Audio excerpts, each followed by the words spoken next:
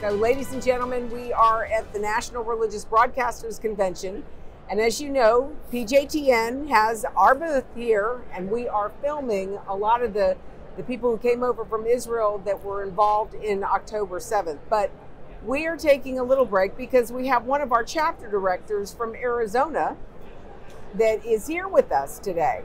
And he's going to share with us a little bit of what we're doing, because part of the problem that we have in Israel with the Palestinian, this hate that is so pervasive for generations, is the curriculum, the propaganda that is taught to the Palestinian kids. And as you all know, PJTN has been at the front lines in exposing the content in textbooks and curriculum to, parents, citizens across the country, really around the world, because this is a problem that we see in South Africa. We've heard about this. We've heard about it in Australia. So it's not just our country's problem, it's a global problem. But Mike is here because Mike Goldstein has been involved in, you're new to Arizona, a couple of years. He moved there from Cleveland, Ohio. Many of you may remember Mike from being in Ohio, helping us leading the chapter there. And Mike has been working diligently in Arizona to try to make some changes in education as well with the curriculum. And you just came back, you just had an incredible ad hoc committee hearing that you put together and organized, had some great speakers come and speak about what's happening in education. So tell our audience a little bit about the work, because it's important for our audience, our supporters, our PJTN watchmen, to hear from those who are on the ground day to day trying to take this issue on and confront it, to take back local control and state control of our children's education. So Mike, tell us a little bit about what you're doing in Arizona, and how did you get this, how'd you get the legislature to listen? Must be God's work. It's gotta be God's work. Well, I've been, as you know, we've all been concerned about the problems in public education, and now more particularly in higher education, but K through 12 as well, as we know. And it kind of boiled over with me a year ago in January 2023, and I drafted a bill with my legislator to introduce in the Arizona House of Representatives a version of the Antisemitism in Education Act that we passed in Tennessee finally, right?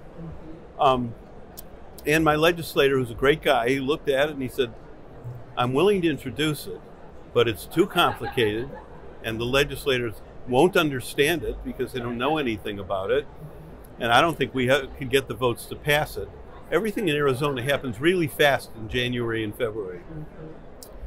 So I agreed not to file it at that time. So in March of 2023, it was all before October 7th, I drafted a formal proposal to the Arizona House to create a series. What I was proposing originally was a series of lectures to educate the legislators on what's happening at the universities, and K through 12. And since we had several more months before legislation could be introduced, I thought that would work. And we had a formal meeting with the leadership of the House, and we talked it over, and they said, well, this sounds like a really good idea. And then nothing happened. I nudged them a little, my legislator nudged them, nothing until October 7th. And then everything happened in a crashing hurry. The House, at my urging, decided to create an ad hoc committee to educate the legislators on the issue of anti-Semitism. Everybody was concerned about what they were seeing on TV with the demonstrations. I mean, these are the children of the people who are the taxpayers and college parents who are paying for these educations. And their children are out there saying, kill the Jews, right? So what happened to our values? Everybody's concerned. So they decided to create this ad hoc committee at my urging. Okay. So this is a miracle, because one of the staffers late in the process said, they've had to cut some of your witnesses out because of time, including you. You were going to be one of my speakers. And he said, but please don't be annoyed. This is a miracle. You're not even a member of the legislature. You're just a constituent. And yet they created this committee at your request.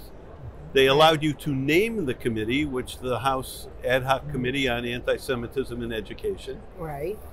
They allowed you to select one party members of it and had a veto on the other party's members that they'll submit. We didn't veto any of their members. So we wound up with 7 of one party, 6 of the other party. And they were all terrific. And this is a very, you could call it a bipolar state when it comes to politics. But we had a very good chairman, and they allowed me to select most of the witnesses. Very good. And they came in some from Israel, some from the UK, some came in by Zoom. And they educated the legislators. It's 4 hours and 20 minutes. I believe I sent you the link finally. Yep, got that. So we can put that out, or portions of it. I don't know that anybody wants to wait for 4 hours. Yeah, no. But one of the most important parts was where the chairman said at the end, he said at the beginning, I'm going to allow, so we won't have quite so many questions during the thing. I'm going to ask each of the 13 members to sum up their opinions at the end and tell us what they think. And that's a wonderful part to watch, because all of them, Republicans, Democrats, they're so grateful for what they learned about what the truth is about why these things are happening on campus, why our children and how they're being indoctrinated and who's behind it, and the truth of what's really happening in Israel. And they all left all charged up to write legislation to fix the universities, which they're in the process of doing now. Fantastic. So also... That was on December 12th. Okay. So also we've got the white papers you had submitted. In my own testimony, I talked about the 2 PJTN white papers, which are about the Islamization of education. Right. They're different, but they're very important. And I explained that people could go on the PJTN website, pjtn.org, do in the search block, go to white papers, they'll come up, you can click on any of them. There are 3 now. Right. The 3rd one came out the evening before our hearing. That's correct. And it was nothing we could really talk about anyway, because it's about private education. Right. And the wokeness in private education. So for those of you who are not aware of what Mike just talked about, this white paper it's not on the website, or no, it is on the website currently. It's in the process of going through copyright. But in that, we had the research, we showed the research that Dr. Alfonsi did to show how wokeism is not just a public school problem now.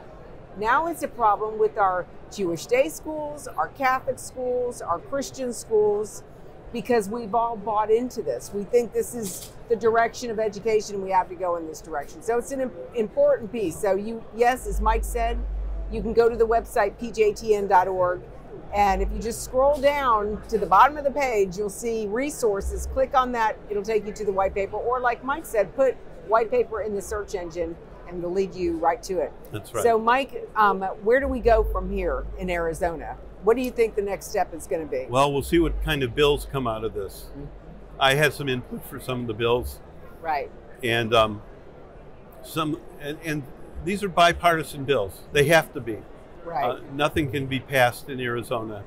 There's a 1-vote majority of Republicans in the House and the Senate. Right. It's razor thin. And so everything that's really going to pass with a Democratic governor has to be a bipartisan bill. And Israel, the safety of Israel and fixing our educational system is a bipartisan issue. They're both bipartisan and related issues. And a lot of the bills are coming out of the Democrats. Yeah. Do you see a lot of that support for Israel coming out of their legislature? They're interested in this issue? Very, very much so. That's fantastic. And frankly, I'm so happy that it's bipartisan. It shouldn't be one party and the other. No, so. Absolutely not. Well, good deal. Well, we'll look forward to getting the next report when we find out what that legislation is going to look like. And it can happen in other states too. We can take the model. So that's what we do at PJTN, ladies and gentlemen. We get legislation passed in one state legislature, and then we take it to other states to get them to introduce it as well. So again, thank you so much for joining us. Mike, thank you for taking the time to give us an update on what's going on My pleasure. in the wonderful state of Arizona. Where it's not yet 118 degrees, but it will be. Oh, gosh. Thank you. Thank you.